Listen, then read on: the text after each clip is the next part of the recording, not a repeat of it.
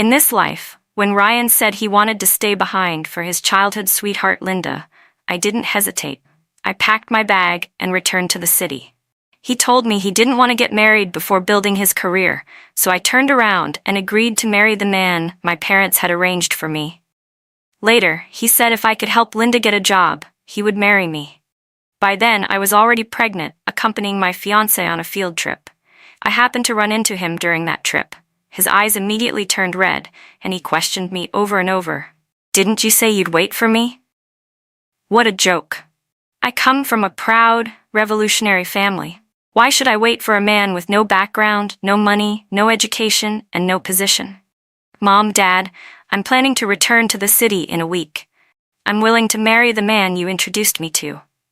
There was a noticeable pause on the other end of the line, followed by my mom's gasp of surprise and emotion. "Emma, are you serious? You've really come to your senses? You're done being tangled up with that poor boy Ryan? You're truly ready to come back to the city, be close to us, and get to know Zach?" I nodded and emphasized, "Zach is a great guy. There's nothing else to consider. I'm willing to marry him." In my past life, when I was framed and left to die by Ryan and Linda, it was Zach who comforted my parents, collected my body, cleared my name, and supported my mom and dad through the rest of their lives. That kind of kindness, even if I bore his children for the rest of my life, could never be repaid. And we had known each other since we were little. Marrying him, I do so willingly and with a clear conscience. That's wonderful. I'll buy your ticket right away. I'll talk to Zach's family. I'll start preparing for the wedding immediately. My mother's voice was choked with tears, and my father's sighs of relief came one after another through the receiver. I knew they had always been worried about me, afraid that I loved someone who wouldn't love me back, afraid I'd suffer while staying with Ryan, afraid I wouldn't be able to endure the hardship of country life. It was my fault. In my previous life, I turned my back on the parents who loved me deeply just for a man. Mom, Dad, from now on, I'll listen to you. I'll stay by your side and take care of you.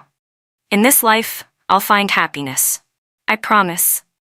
I've already made things clear to Linda, Ryan added. If she can't get you transferred to the city, then I won't follow her back either. She should be trying to work something out for you right now. Just as I returned to the faculty dorm from the phone booth, I heard Ryan's gentle voice speaking to Linda inside. "Ryan, thank you," Linda said with slightly red eyes, looking pitiful. "Emma's probably going to fight with you over this again. You two just made up." Ryan shook his head and comforted her. "Your parents passed away early. We grew up together. I've always seen you as my little sister. This is what a brother should do. Emma should be more understanding." The moment she heard the word sister, a shadow of sadness flickered in Linda's eyes, but it quickly vanished, and she returned to her usual sweet smile. "If everything goes smoothly, we should be heading to the city with the rest of the group in a week," she said. "In the meantime, I should let my students and fellow teachers know. After all, we've been here for 3 years, and they've treated us kindly. We shouldn't leave without saying goodbye, or it would seem cold." Linda came up with an idea. Since her birthday was in a couple of days, she suggested throwing a small gathering, inviting some teachers and school leaders for a meal, as a proper farewell. Ryan fully supported the idea. "It's just, I'm a little short on money," Linda said, hesitant. "Ryan, could you lend me a bit in advance?" Before Ryan could answer, Linda slapped her forehead and chuckled awkwardly. "Oh no, I totally forgot. You already gave last month's salary to help that struggling student. Now I feel bad for even asking." Ryan thought for a moment, then said, "It's okay. Emma should still have some. I'll ask her for a bit to give you." Linda smiled knowingly. "Thanks, Ryan, and sorry for troubling both you and Emma again." Ryan reached out and gently patted Linda's head, his eyes full of fondness. I walked into the women's dormitory at just the wrong time. "Emma, you're back," Linda greeted me. I ignored her completely. Ryan frowned, but unlike before, when he would have blamed me for being rude, this time he simply reached his hand toward me and said, "Emma, in a couple of days, it'll be Linda's birthday. She wants to throw a little party, a birthday dinner, and also use it as an opportunity to say goodbye to the school's leaders and teachers. We're short on money. Do you have any to spare?" I was packing my things, my voice cold. Ryan pulled at the corner of his lips. How can you not have any? Didn't you just get paid? I looked up at him. I spent it just like you two. I used it however I wanted. Ryan pressed his lips into a thin line. Beside him, Linda's eyes shifted, and she immediately stepped close, wrapping her arm around mine. Come on, Emma, she coaxed sweetly. The three of us are about to return to the city, right? So I thought I'd use my birthday as a little excuse to throw a farewell party. We've worked with these people for 3 years. It's only proper to say goodbye. She added with an innocent expression, Ryan and I both gave our salaries to support some of our poor students, so we have no choice but to trouble you. How amusing. What do you mean, use your birthday as an excuse for a farewell party? A farewell party is a farewell party. Why did she have to tie it to her birthday? And what nonsense about sponsoring poor students, yet still wanting to throw a dinner like some kind of generous host? I replied flatly, it's really not that much trouble. Linda immediately relaxed and beamed with visible joy. If you're saying that, Emma, then I guess it means the trip back to the city is pretty much set. Ryan finally exhaled, like he'd been holding in his breath. Then I'll go book a private room at the Intercontinental Restaurant in a bit. I'll let the office staff and teachers know this afternoon. Including the 3 of us, it'll be about 20 people. $30 should cover it. As he said that, he glanced at me, clearly asking if I could come up with the 30. Seeing I didn't react, Linda added, a lot of the guests are male teachers. They'll want a drink. 30 might not be enough. Emma, if we can manage 60, we could get something nicer. I nodded in response to her suggestion, and her grin widened even more. Ryan seemed uncomfortable, but he didn't say anything. I added, since it's a birthday, it'd be nice to have a cake, don't you think? Ryan immediately rejected the idea. Cakes are too expensive. Forget it. Besides, there aren't any bakeries out here in the countryside. But Linda's eyes lit up like stars. Oh, come on, Ryan. I've never had a birthday cake in my life. If Emma says she can help get one, then I'm sure she has a way. I really want to try it. Ryan looked at me, hesitant, but I stayed calm. Of course I can get one. I have the number of a bakery owner in the city. If I call him, I'm sure he can arrange delivery. Linda was so excited, she practically twirled on the spot. Seeing how happy she was, Ryan didn't dwell on the cost anymore. How much the cake itself would be, or how much it would take to ship it from the city to the countryside. When Ryan was about to leave the women's dormitory, he turned back and said to me in a soft, affectionate tone, Emma, you seem to have matured so much overnight. I'm really glad you're treating Linda this way. I'll talk to my mom soon and arrange for our 2 families to finally meet. I shook my head. That won't be necessary. He looked serious. I know my mom doesn't think highly of you, but I hope you can change her mind. I'll help you. We'll work on this together. I couldn't help but laugh. I really didn't understand Ryan. His mother, poor, ill, uneducated, and disabled, what right did she have to look down on me? He added, talk to your parents too. Ask them to be a little more humble in front of my mom. That way our families can sit down and have a proper conversation about our marriage. My parents had been dignified revolutionaries all their lives. They had never bowed to anyone. And now they were supposed to bow to Ryan's mother? That afternoon, I arrived at the office. Ryan had already announced the gathering planned for 2 days later. Everyone seemed genuinely happy. Linda nudged me, urging me to use the school's phone booth to call the cake shop in the city. Not wanting to disappoint her, I made the call between classes and reached out to the baker as promised. I'd like the largest size cake you have, enough for 20 people, I told the baker over the phone. Decorate it however's cheapest, just make it look festive. Include candles and plates. On the cake, write, Happy 23rd birthday, assistant part. And I want one of those little music boxes that plays the birthday song too. Deliver it to Intercontinental State Restaurant on Sangye Street in Honghu Town, 6:30 in the evening. Let the front desk staff know. Someone will come out to pick it up. Linda stood beside me, listening to my long list of requests with eyes full of excitement. After I hung up, she grabbed my hand, eyes misty and rimmed with red. Emma, you're just amazing. This birthday party is going to be perfect. Absolutely perfect. I didn't say anything and let her soak in the moment however she liked. Emma, she added, still holding my hand, After you and Ryan get married, could you introduce me to someone good too? That rich guy from your house last time? Does he have a girlfriend? I heard his family's got a long military background too. If there's a chance, I'd love to see you every day. I curled my lips into a smile. Honestly, I had no idea how she could be this shameless. Just then, the bell rang for class. Linda and I went our separate ways to our classrooms. 2 days later, on Linda's birthday, she took time off from school, even though it was right in the middle of midterms, and went to the county to buy herself a new dress. She got her hair done and even wore makeup. At 6:30 sharp, a group of us left the school and walked toward the restaurant, where Linda stood at the entrance, waiting to greet everyone. When she saw the school leaders arriving, she welcomed them warmly. "You look gorgeous tonight. Happy birthday." Some of the kind-hearted female colleagues even brought small gifts for her. Linda accepted them all with an enormous grin stretching across her face. We all entered in a big group. Ryan acted like the host, calling the waitstaff over to start bringing out the food. Plate after plate of chicken, duck, and fish, bowl after bowl of piping hot soup. Everyone ate with gusto. Linda and Ryan played the part of event organizers, keeping the atmosphere lively. The others followed their lead, adding to the fun. While celebrating Linda's birthday, they also took the chance to officially announce that they would soon be leaving the school. The private dining room was buzzing with voices. I sat there quietly, focusing on filling my stomach and waiting to see how the evening would unfold. Sitting next to me, Miss Zhao leaned in and whispered, clearly upset on my behalf. "You've clashed with Ryan so many times, and yet he still stays so close to Linda. Have you really given up?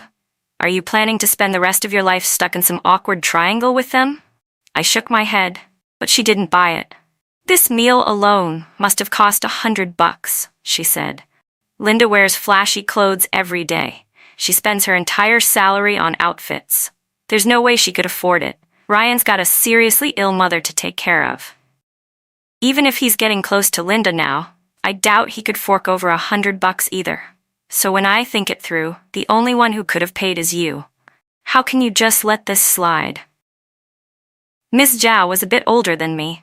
Years ago, she divorced her husband after he cheated on her, so she was no stranger to the messes that come with men and women. I could tell she didn't want me to end up like her, stuck in a life full of regret, and that's probably why she was telling me all this now. I smiled. "Don't worry, I'm not stupid." She raised an eyebrow. "You're not? It's hard enough bringing Ryan back to the city. Now you're dragging Linda along too? Who knows if your parents had to beg some government office just to make it happen?" I murmured under my breath. "They won't. I wouldn't let them. If Linda couldn't go back to the city, then neither would Ryan." Miss Zhao was stunned for a second, but before she could say anything more, a waiter pushed open the door. "Who ordered the cake from the city?" he asked. "The baker's waiting outside." Linda lit up. That's me. I'll go get it so we can all share." A cake was a rare thing here. Most people in the room had never had one before. The moment they heard there was cake, everyone's eyes brightened. "This is incredible. I'm finally getting a real treat. I've never had a real cake in my life."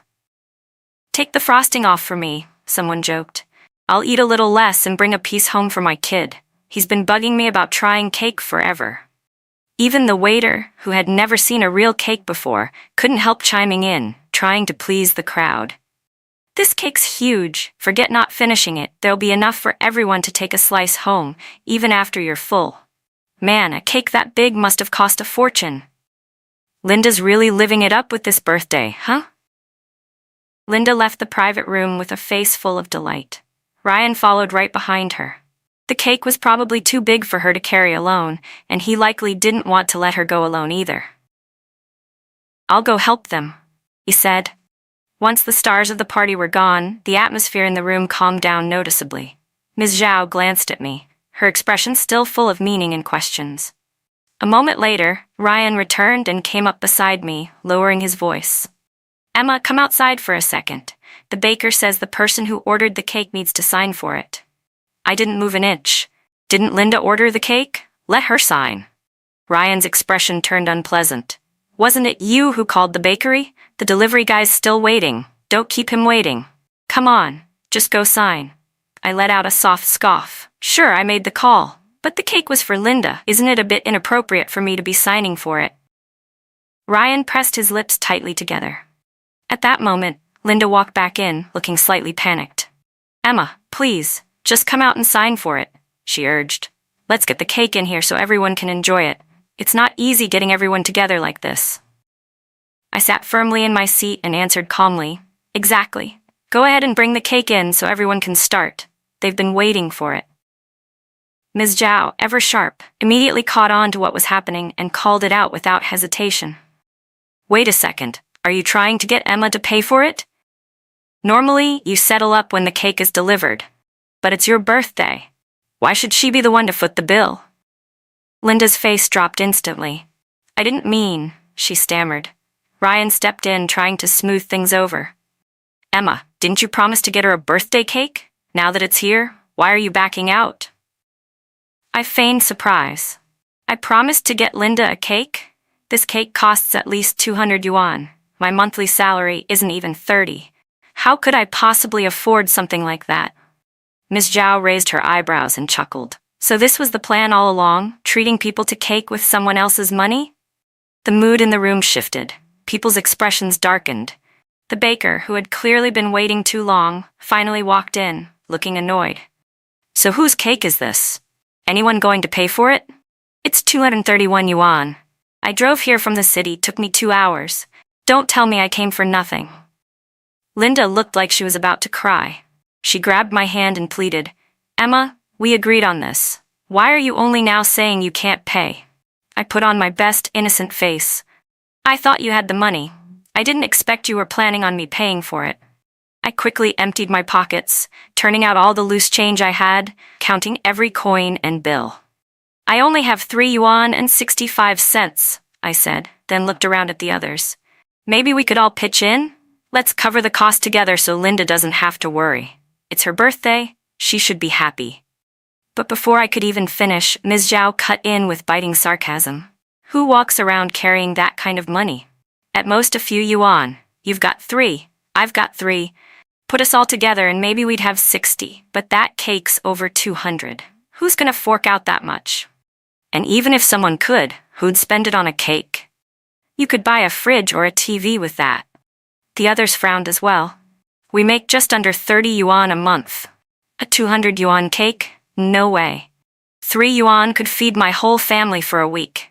I'd rather skip the cake than throw money away like this. What kind of person just assumes someone else will pay just because their family has money, 200 plus yuan, and she thinks she can just wave it off? Shameless. Linda wilted under the barrage of comments, unable to lift her head. Her face turned red with shame as the whispers and judgments piled on. Linda tugged at Ryan's sleeve. Ryan, Emma's going back on her word. What am I supposed to do now? Ryan immediately turned his anger toward me. Emma, are you really trying to embarrass Linda like this? If you didn't want to buy her a cake, you could have just said so.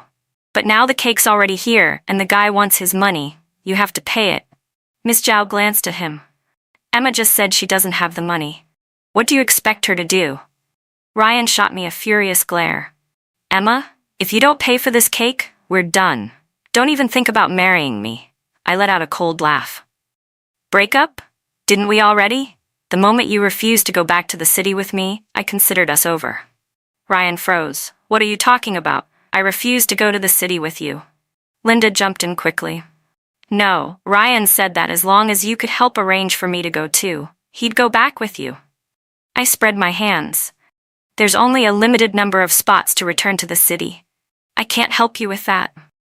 So the two of you have been talking all this time about moving back to the city, and it turns out you've just been counting on me? I laughed. Here I thought you had found your own solution. Guess I misunderstood everything.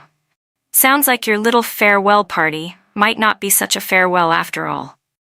Both Ryan and Linda were visibly shaken. Meanwhile, the others in the room could no longer hold back and began whispering among themselves. I was wondering why neither of them was on the next batch of names going back to the city.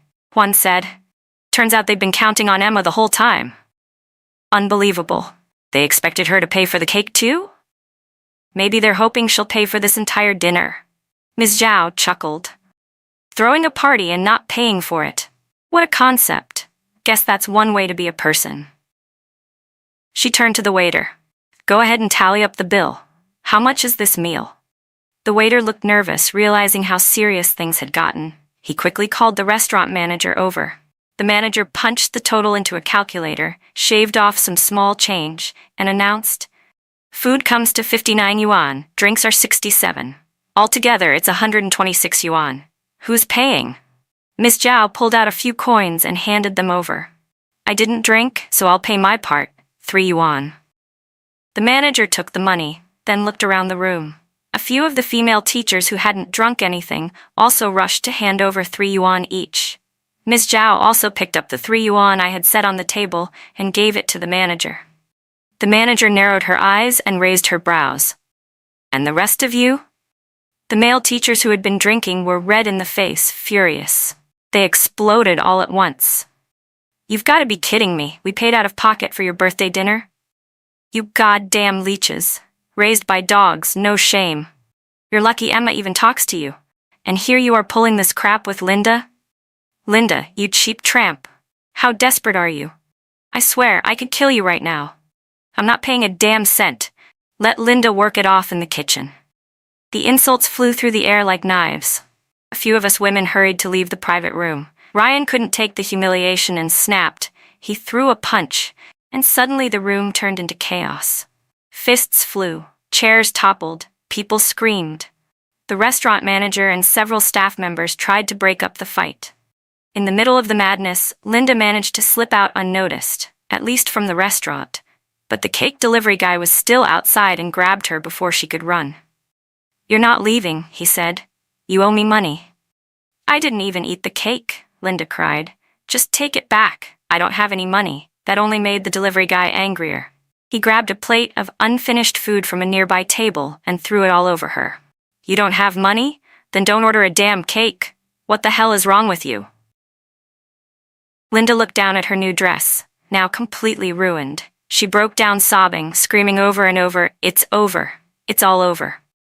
The commotion drew the attention of nearby patrol officers, who came in and took everyone to the police station. After a round of questioning, Ryan was ordered to pay 200 yuan for damages to the restaurant caused during the fight. Linda and the male teachers were held responsible for 100 yuan to cover the cost of food and drinks. As for the cake, even though it had been ordered under Linda's name, I had made the phone call, so they ruled that I was responsible for half the cost. I handed the delivery man just over 100 yuan and took half the cake with me. That night, the families of those male teachers came down to the station, paid the fines, and took them home. As for Ryan and Linda, no one came to bail them out, so by the time the rest of us were released, they were still locked up inside, writing letters of guarantee. It wasn't just Linda who was in trouble. Ryan was going down with her. Honestly, they had no one to blame but themselves. They invited school leaders to that dinner, like everything was under control, only to end up hitting a brick wall. Even if they weren't held for long, just a few days, it was enough to ruin them. And once they got out, they'd likely lose their jobs anyway. Miss Zhao and a few of the other female teachers sat around eating the leftover cake while gossiping. After we left the station, I invited them to a small tea house nearby to finish the cake together. It was the first time any of them had tasted real cake, so despite everything that had happened, they were still pretty happy. This time you really got your revenge, Emma, one of them said. Just promise us you won't look back again. That's right, another added. With someone like Ryan, there's no way life would have turned out well. Go home, have your parents help you find someone decent. I'm sure there's a whole line of eligible men just waiting for you. And when that happens, Ryan will be the one regretting everything, giving up a woman like you with such strong family backing. I smiled lightly. Maybe this is a relief for Ryan too. Now he and Linda can be together openly. Ms. Zhao shook her head. Do you even know why Linda's nickname is Fatty Linda? I shook my head. It's because her family always hoped for a son. Fatty came from them constantly praying for a boy. The favoritism towards sons runs so deep in that household, it's basically genetic. Even if Ryan and Linda are in love, it doesn't mean her parents are okay with her marrying someone like Ryan, a poor nobody. They're hoping she marries into a rich family so the entire household can climb the social ladder. The others nodded. Those two may act all close and intimate, but when it comes down to it, neither of them is willing to give up their future. Ryan won't marry Linda, and Linda won't settle for Ryan. Don't worry, one of them said. Those two will probably stay entangled in some sad, undefined relationship for the rest of their lives. Putting Ryan and Linda aside, we talked about other memories, funny moments, and shared experiences from the past few years. We ordered a pot of tea to go with the cake. That quiet warmth of parting lingered between us. After all, I was leaving, and I probably wouldn't have a reason to return again. Other than Ryan and Linda, the two disgraceful ones, everyone else had treated me well these past 3 years. Especially the women. They had always looked out for me. 3 days later, I boarded the bus heading back to the city. In my arms were the farewell gifts my female colleagues had given me, hand-knitted scarves, local sweets, and of course, a small box of paper stars folded by the students I'd taught for 3 years. I planned to keep them all. They were part of my memories too, sweet and bitter, joyful and difficult, steeped in the flavor of youth. As the bus began to pull away, my colleagues and I waved to each other with genuine emotion. It could have been such a beautiful goodbye, if only Ryan hadn't shown up. But of course, he did. Not only did he appear, he chased the bus through several blocks, yelling my name and begging the driver to stop. But this bus didn't belong to him. It wasn't his to command. Why should it stop just because he said so? Eventually, the bus picked up speed and left him behind. I saw him in the rearview mirror, throwing his head back and screaming at the sky. Through the glass, over the roar of the wind and the chatter of passengers, I thought I heard him shout, "Wait for me!" Wait for him? For what exactly? Maybe to die. When I got off the bus at the terminal, I immediately spotted Zach standing next to a military jeep. He looked sharp in his uniform, full of quiet dignity, standing tall above the crowd. Everyone who passed him, men, women, young and old, couldn't help but turn their heads to look. In the past, I had been so blinded by my feelings for Ryan that I failed to notice this neighbor of mine, the boy who had protected and cared for me since we were young. The Lee family's Ryan couldn't compare, not in looks, not in character, not in anything. So why had I been so blind before? I let out a soft, self-deprecating laugh. Zach reached over and took my luggage from my hands. "Emma," he said with a warm smile, "have you been waiting long?"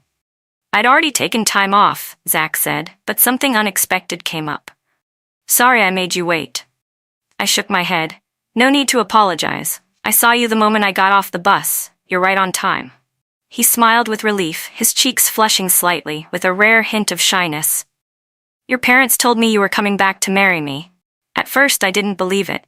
Even when they brought the betrothal gifts to your house, I couldn't calm down. I was scared it was just a decision made out of anger, that you didn't really mean it." Then he turned serious and looked straight at me. "Emma, if marrying me makes you feel pressured, it's okay. As long as you're happy, that's what matters." I tilted my head up and saw the shimmer of tears in his eyes.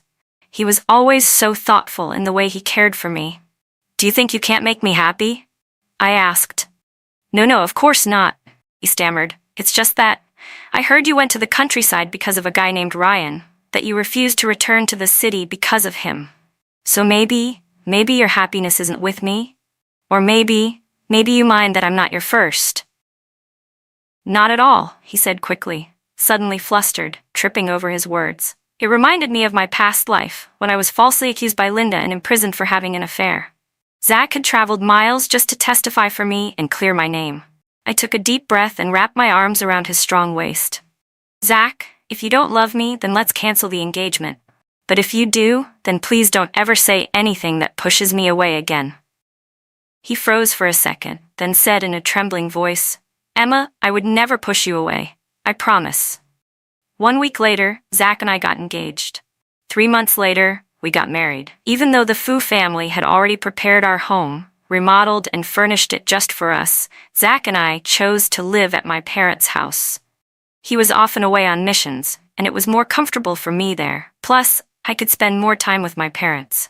His grandparents were understanding and supportive. After all, we lived right next door. Seeing each other was easy.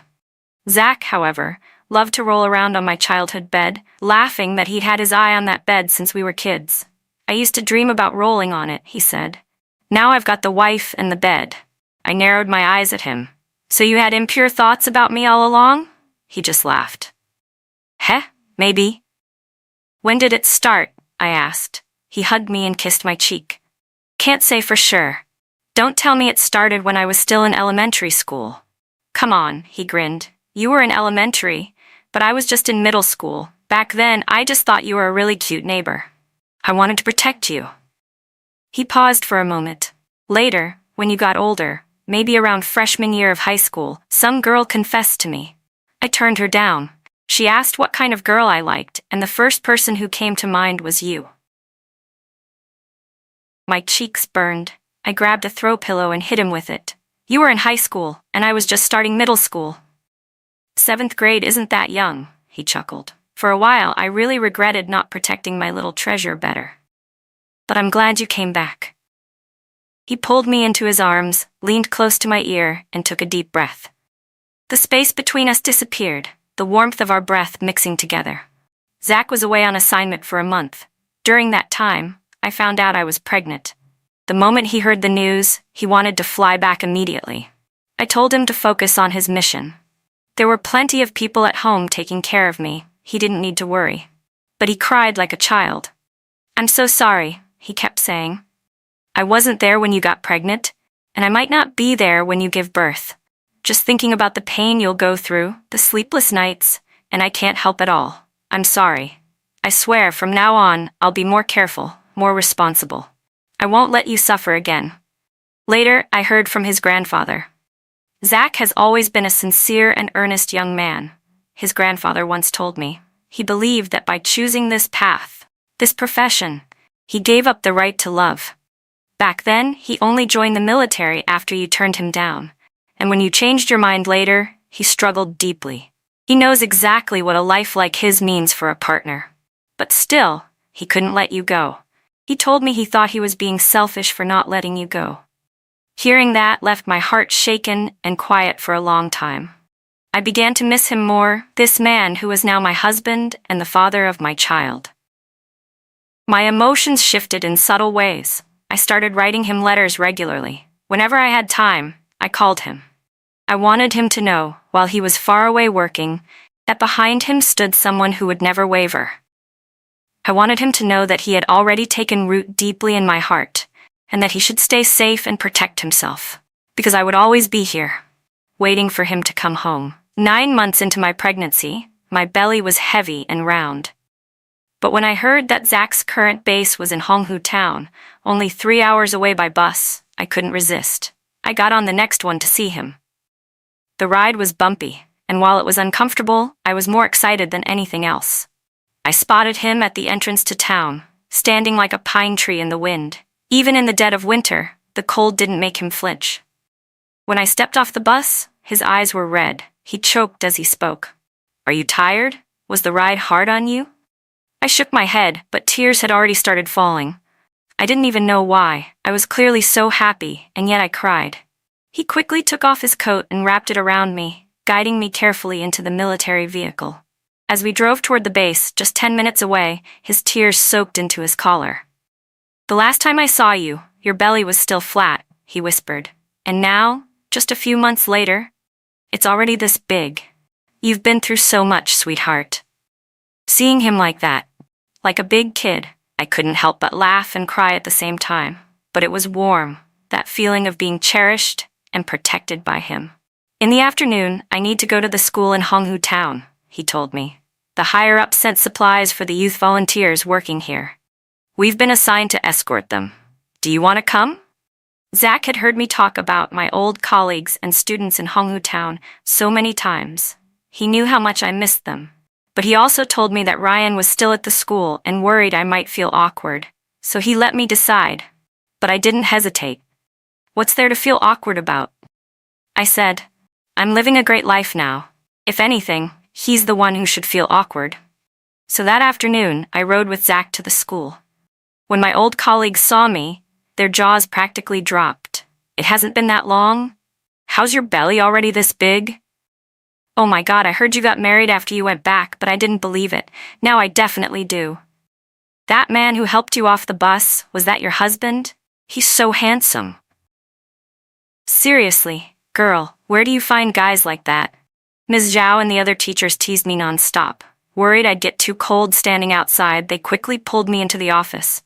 Right before we entered, I paused for a second. Ms. Zhao immediately picked up on what I was thinking. Don't worry, she said. Ryan and Linda were both fired from the school a long time ago. There's no way they'd be sitting in that office now. Then, of course, the topic turned to those two. Ryan got into a fight with one of the school leaders, Ms. Zhao explained. After he got out of the police station, he lost his job. He tried to find other work, but no one would take him. Eventually, the principal took pity on him and let him work in the school's kitchen. He's been back there for a year now, hoping he might one day be allowed to teach again. He's constantly doing favors and groveling for the higher-ups. Ryan's been saving up his salary, hoping to use it to bribe the school leaders for a chance to return. But they weren't interested in his money. Instead, they suggested he convince Linda to offer herself to someone. And he actually listened. Linda was already dating a local guy from a decent family. They were about to get married. But Ryan tricked her and ruined it all. Linda was furious. She demanded that Ryan pay compensation.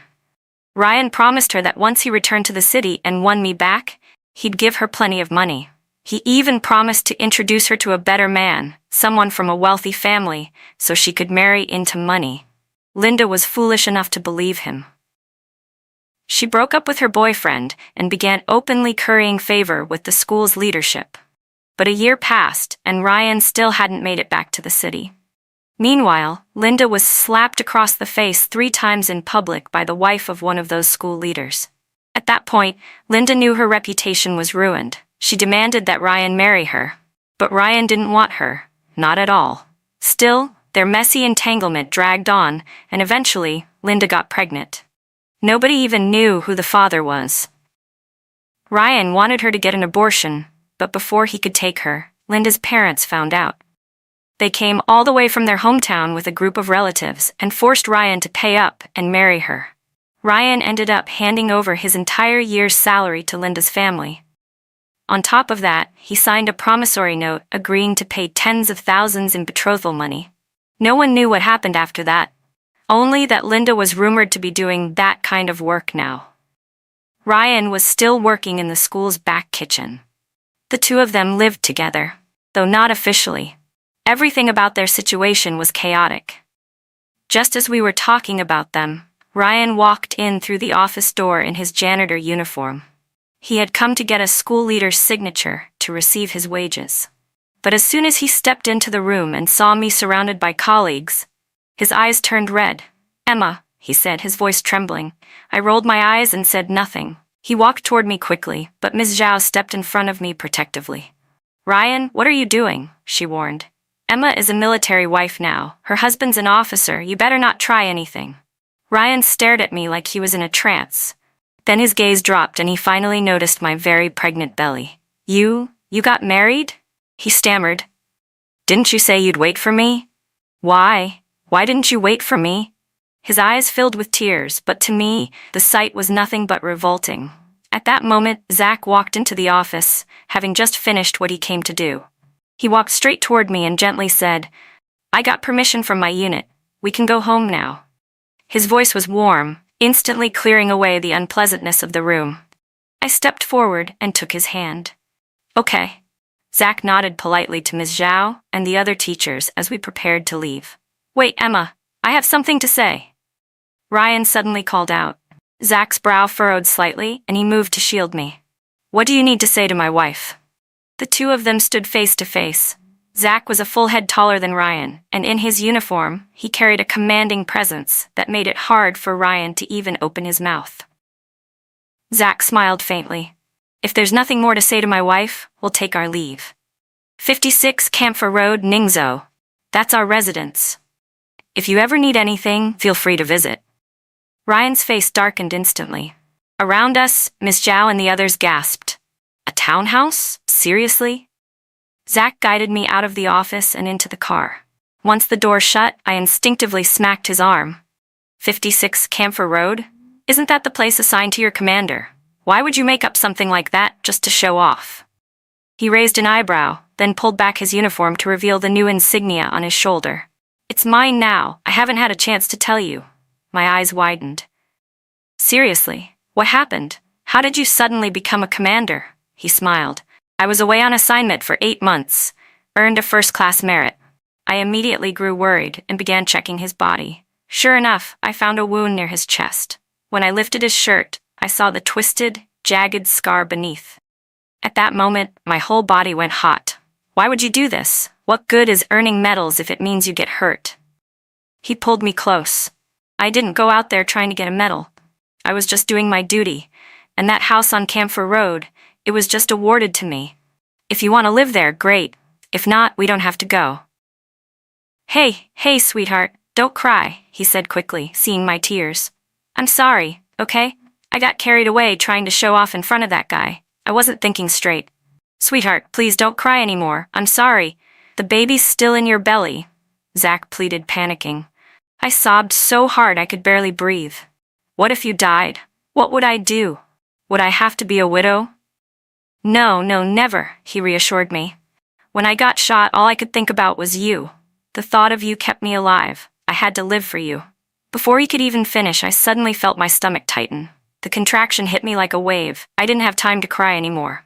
Zach, I screamed, we need to get to the hospital, right now. I'm going into labor. Zach's expression changed instantly. He turned to the driver, shouting, get to the hospital, now.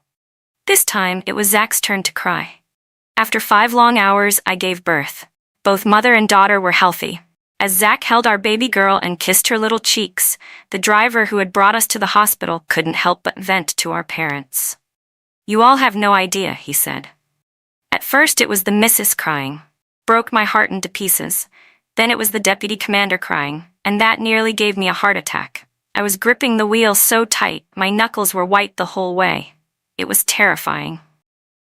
Because of our daughter's birth, Zach was granted a bit more time off. But due to his heavy responsibilities, especially as a corps officer, it was inevitable that he'd have to take on more missions. As a military wife, I knew the only thing I could do was support him fully. As our child grew day by day, many of the young volunteers who had once been stationed in rural areas began to return to the city. Miss Zhao was one of the first to come find me after she got back. We met up, and during our chats, we'd occasionally talk about the past. Ryan and Linda. Apparently, the two of them had eventually gotten legally married. But things didn't go well. They fought constantly. Later, over something as petty as 2 yuan, Ryan stabbed Linda to death. Because of the severity of the crime, Ryan was arrested and later executed by firing squad. You really made the right choice, Miss Zhao told me. You got married early, had a baby, and your in-laws are great. Your parents are happy. And your husband and daughter, even better. Every time we talk about you, everyone's so jealous we can't stand it. I laughed. It's been a while now. Should I set you up with someone? Miss Zhao waved her hand quickly. No. Marriage is a numbers game. Not everyone is as lucky as you. After our chat, I asked the driver who had always been by Zach's side to take Miss Zhao home. Somehow, the two of them stayed in touch after that. Not long after, they ended up forming a new family. Miss Zhao had always been resistant to the idea of remarriage, but sometimes, when fate comes knocking, you just can't stop it. And that was perfect. Everyone was happy.